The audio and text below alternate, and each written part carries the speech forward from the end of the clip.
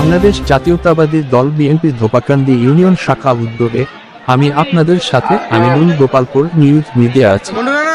ধোপাকান্দি union BNP কর্তৃক আয়োজিত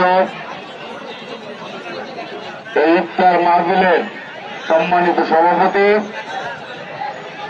উপস্থিত গোপালপুর উপজেলা বিএনপির সংগ্রামী সাধারণ সম্পাদক কাজী লিয়াকত,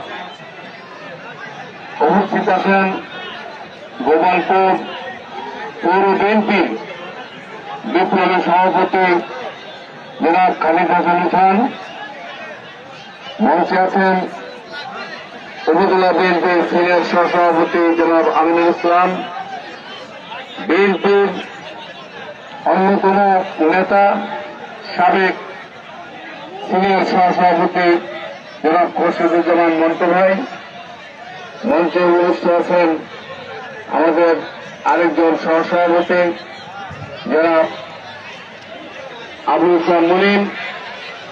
এখানে মঞ্চে উপস্থিত আছেন বিএনপির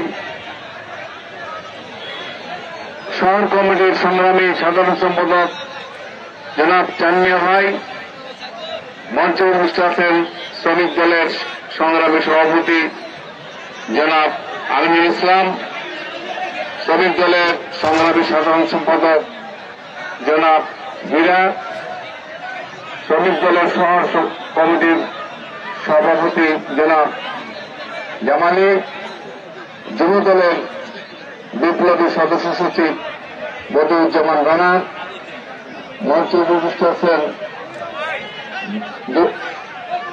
বিএনপি শহর শাখার সংগ্রামী সাংগঠনিক সম্পাদক রিপন, স্বেচ্ছাসেবক দলের শহর কমিটির সভাপতি শামসু এবং সম্পাদক হেলাল, মহিলা দলের বিপ্লবী সভাপতি নাজবাপা, ছাত্র দলের সাবেক সভাপতি জনাব সুমন, এখানে মঞ্চে আছেন কৃষক দলের শহর কমিটির সংগ্রামী সাধারণ সম্পাদক ইকবাল, শহর কমিটির সংগ্রামী সিনিয়র সহসভাপতি আনসার আলী, মির্জাপুর ইউনিয়নের আমাদের প্রবীণ বিএনপির নেতা সভাপতি আশরাফুল আলম মিনু এবং সাধারণ সম্পাদক জনাব আনোয়ার হোসেন, হাজারী ইউনিয়নের সিনিয়র নেতৃত্ব বিশেষ করে বাদশা ভাই, এখানে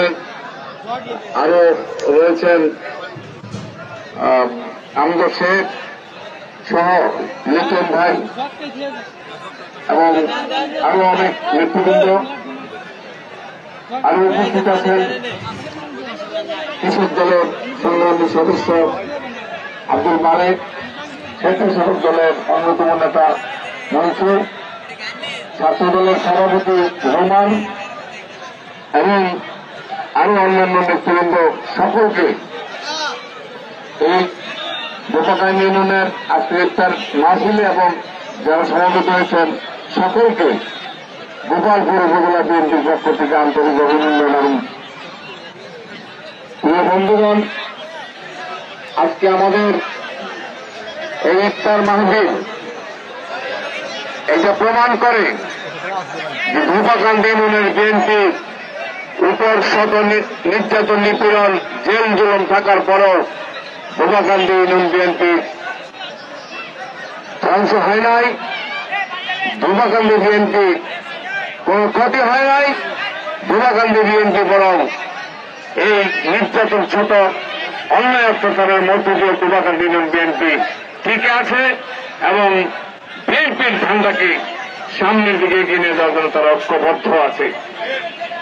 বন্ধুরা আমার, আগামী দিনেও আমাদের ঐক্যবদ্ধভাবে থাকতে হবে।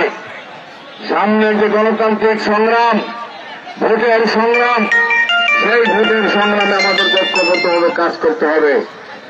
ভোটের অধিকারের জন্য দীর্ঘ 17 বছর আন্দোলন হয়েছে। ভোট নিয়ে এখন বিভিন্ন রকমের তালবাহানার কথাবার্তা হচ্ছে।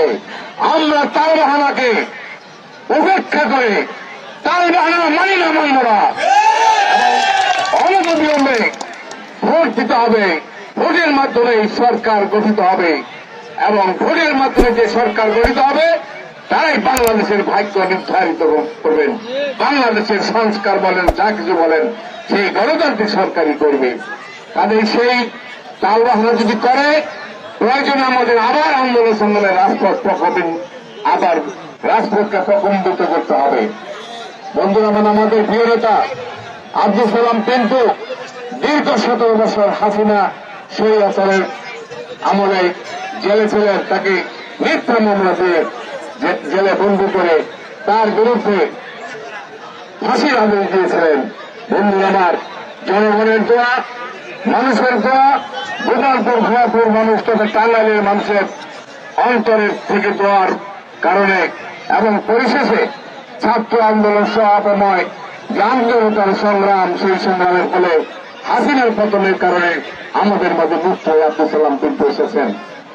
আমরা আমাদের নেতাকে এখন পর্যন্ত গোপালপুর আনতে পারি নাই। আমরা নেতৃবৃন্দ সিদ্ধান্ত নিয়েছি আগামী 6 তারিখ 6 এপ্রিল আব্দুল সালাম পিন্টু গোপালপুর আসবেন। সুদীপের মাঠে আপনারা টাঙ্গাইল এবং ভুয়াপুরের যে সমাবেশ আছে